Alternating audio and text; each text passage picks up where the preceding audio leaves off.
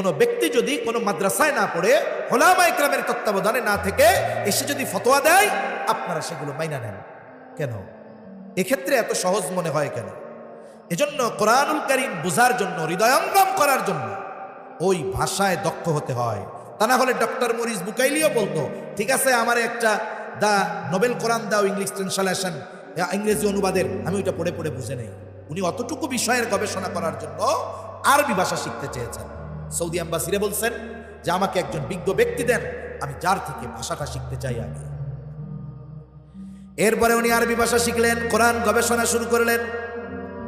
ওনার উদ্দেশ্য ছিল শুধুমাত্র ফেরাউনের এই বিষয়টা নিয়ে গবেষণা করবেন, কোরআনে কি কি তথ্য আছে। কিন্তু আল্লাহর বান্দা যখন কোরআন পড়া শুরু করেছে, অনুবাদ তো পড়ে না, বলে আরবি ভাষায় দক্ষ হয়েছে। এবার যখন কোরআন পড়ে আস্তে আস্তে তার হৃদয়ের মধ্যে পরিবর্তন আসতে থাকলো। ফেরাউন নিয়ে গবেষণা করতে গিয়ে কোরআন পড়ে আল্লাহর বান্দা ঈমানের মতো দৌলত লাভ করে গেল। কেন? এই কোরআন বুঝতে পেরেছে, পড়েছে, আর সত্য আর মিথ্যা তার কাছে সুস্পষ্ট দিবালোকের ন্যায় হয়ে গেছে। সুবহান। এই 2-3 বছর আগে নেদারল্যান্ডের একজন পার্লামেন্ট মেম্বার, কট্টর ইসলাম বিদ্বেষী, আল্লাহর বান্দা মুসলমানদের নিয়ে, ইসলাম নিয়ে, হিজাব নিয়ে, আমাদের নবীকে নিয়ে কম উল্টাপাল্টা বলে নাই।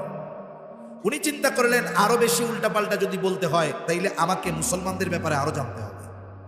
এজন্য এই পৃথিবীতে ইসলাম বিদ্বেষীদের অনেক মাদ্রাসা আছে।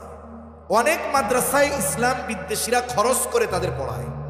কেন পড়ায়? আলেম বানানোর জন্য না, না, ইসলামের গভীর জ্ঞানগুলো জেনে এগুলো মানুষের মধ্যে কেমনে সংশয় সৃষ্টি করা যায়, কোন জায়গা মানুষের সামনে বললে মানুষ ধোকায় পড়ে যাবে, এই বিষয়গুলো। কিছু বিষয় আছে হৃদয়ঙ্গম করার ক্ষমতা মানুষের নাই। আমার আগে ভাই বলছে যে কিছু বিষয় আছে, ইসলাম, কোরআন, আল্লাহর সব বিধিনিষেধ যৌক্তিক, কিন্তু সব কিছু বোঝার যোগ্যতা তো আল্লাহ আমাদের দেয় না, ঠিক না? আমি বুঝি আর না বুঝি, আমি বুঝি না বিধায় ওটা যে অযৌক্তিক এটা কখনো হতে পারে না। আমরা মানুষ, আমাদের জ্ঞান বড় সীমিত, আমাদের ইলম অনেক কম। এজন্য আমরা না বুঝলেই যে ওইটা ঠিক না, এটা কিন্তু কোনো বিষয় নয়। কেউ যদি ওই বিষয়ের উপরে ইস্তেকামাত থাকে যে আমি না বুঝলেই ওইটা বেঠিক, তাহলে তার দ্বীনের উপরে চলা অনেক কঠিন হয়ে যাবে, ঠিক কিনা বলেন? ওই ব্যক্তি কট্টর ইসলাম বিদ্বেষী, কোরআন শিখছে, সত্য মিথ্যার পার্থক্য বুঝে গেছে, আলোর দেখা পেয়ে গেছে। এই কোরআনের বদৌলতে সে ঈমান গ্রহণ করেছে, অন্তরে তার হেদায়েতের নূর প্রজ্বলিত হয়ে গেছে। এজন্য এই কোরআন সত্য মিথ্যার মধ্যে পার্থক্যকারী। একজন অমুসলিমও যদি নিরপেক্ষভাবে এই কোরআন তিলাওয়াত করে বুঝে, আশা করা যায় কোরআনের কারণে তার সামনে ঈমানের দ্বার উন্মোচিত হয়ে যাবে। এজন্য হলো কোরআন গোটা মানব জাতির জন্য হেদায়েত। এরপরে আল্লাহ তাআলা বলেন, এই মাস শুধু কোরআন নাজিল করেছি এমন নয়, ফামান শাহিদা মিনকুমুশ শাহরা ফালইয়াসুম। আল্লাহ তাআলা বলেন এই মাস যে পাবে সে যদি প্রাপ্তবয়স্ক হয়, বালেগ হয়, মুকিম হয়, অক্ষম যদি না হয়, অসুস্থ যদি না হয়, অবশ্যই সে যেন এই মাসে রোজা রাখে। তাহলে রমজান মাস, এই মাসে রোজা ফরজ। কি ফরজ? জোরে বলেন, রোজা ফরজ। এখন এই রমজান আমরা অতিবাহিত করবো কেন? 1 নাম্বার, রোজা রাখার মাধ্যমে। রোজা রাখলে লাভ কি? আমি 2টা কথা বলে শেষ করে দিব, বেশি লম্বা করবো না, একেবারে সংক্ষিপ্ত। 1 নাম্বার, রোজা রাখতে হবে। কি রাখতে হবে? জোরে বলেন, রোজা রাখতে হবে। এখন যদি কেউ মনে করে যে আমি সকাল সুবহে সাদিক থেকে নিয়ে একেবারে সূর্যাস্ত পর্যন্ত না খেয়ে থাকলাম, আমি বড় রোজাদার, এটা হলেই হবে না। রাসূলুল্লাহ সাল্লাল্লাহু আলাইহি ওয়াসাল্লাম বলেন, কিছু মানুষের রোজা হলো না খেয়ে থাকার নামান্তর। তার মানে সে শুধু না খেয়েই থাকে, কিন্তু অন্যান্য কোনো পরিবর্তন তার মধ্যে পাওয়া যায় না। আগেও গুনাহ করতো, চোখের গুনাহ, জবানের গুনাহ, হাতের গুনাহ, পায়ের গুনাহ, এখনো সব চলে, এখনো গুনাহ সব চলে, গানও চলে, নাটকও চলে, সিনেমাও চলে, শুধু না খাইয়া থাকে। তাহলে তার রোজা এটা হবে 33 পেয়ে পাশ করার মতো। তার মানে শুধুমাত্র ফরজটা আদায় হবে। বলেন তো, কেউ যদি সব সাবজেক্টে 33 পাইয়া পাশ করে, ও কোনো ইউনিভার্সিটিতে ভর্তি পরীক্ষা দিতে পারবে নাকি? ফর্মই তো তুলতে পারবে না। ও যখন দিবে যে আমি 33 পাইয়া পাশ, বাক বেটা, এটি এই জায়গায় চলে। এজন্য 33 যে পায় সেও পাস, যে 90 পায় 95 পায় গোল্ডেন এ প্লাস পায় সেও পাস, ঠিক কিনা বলেন? যদি দুই বন্ধু একসাথে যায়, যদি জিজ্ঞাসা করে তোমরা কি পরীক্ষার ফলাফল কি পাস করছো, ওরে জিজ্ঞাসা করে তুমি কি পাইছো, আমি এ প্লাস পাইছি, আমি পাইছি 195। আর একজনরে বলবে তুমিও তো পাস করছো, তুমি কি পাইছো, বলবে আমি 133 পাইছি। ওরে টিটকারি করে বলবে তুমি আর এক কম পাইলা না কেন, এমন পাস করার চাইতে ফেল করা ভালো ছিল, ঠিক কিনা বলেন? আর ওই 33 যে পাইছে ও মাথা উঁচা করে বলবে না মাথা 33 পাইছে, লজ্জায় বলবে। আর যে 95 পাইছে বুক ফুলায় বলবে 195 পাইয়া পাস করছে। তার মানে কি বোঝা গেল? কেউ যদি রোজা রেখে গুনাহ করে তার রোজাটা কেমন হয়? 33 পেয়ে পাস করার মতো। এজন্য ওই পাস কইরা কোনো চাকরিতেও অ্যাপ্লাই করা যায় না, মানুষের সামনেও একটু হাসি মুখে বলা যায় না যে পাস করছে। তাহলে দেখুন, রোজা রেখে যদি কেউ গুনাহ করে তার রোজা ওটা শুধু ফরজ আদায় হয়, কিন্তু রোজার প্রতিদান আল্লাহর নবী জানিয়ে দিয়েছেন শত শত, সব প্রতিদান থেকে সে বঞ্চিত হয়। এজন্য আমাদের রোজা হতে হবে গুনাহ মুক্ত রোজা।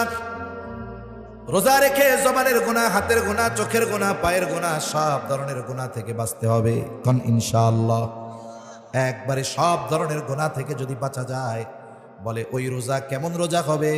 বলে ওই রোজার প্রতিদান স্বয়ং যিনি হয়ে যাবেন তিনি কে? রাসূলুল্লাহ সাল্লাল্লাহু আলাইহি ওয়াসাল্লাম বলেন, আল্লাহ তাআলা বলেন কুল্লু আমাল ইবনে আদম লাহু ইল্লা সিয়াম, বনি আদমের প্রত্যেকটি আমল তার জন্য, রোজা ব্যতীত। কেন?